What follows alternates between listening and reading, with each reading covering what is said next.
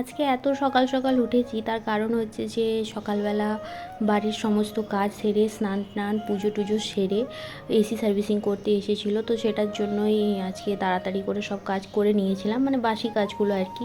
কিন্তু AC servicing করে যাওয়ার পর আবার আমাকে ঘর পরিষ্কার করতে হয়েছে।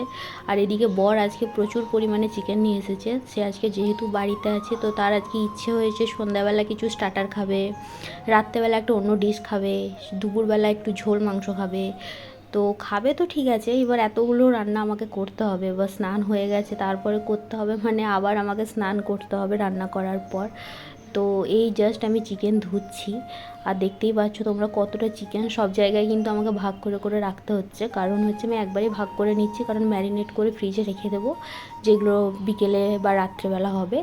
আর বাকি এখন যেটা হবে সেটা আমি রান্না করব। আর এই পাশে শুধু কিন্তু মাত্র আমার ভাতটাই হয়েছে, তো আজকে বেশি কিছু রান্না করব না, শুধু ভাত আর চিকেনই করব, কারণ যেহেতু আবার বিকেলবেলাও আমাকে রান্নাঘরে ঢুকতে হবে চিকেন রান্না করার জন্য। তো দেখি কতক্ষণে রান্না হয়।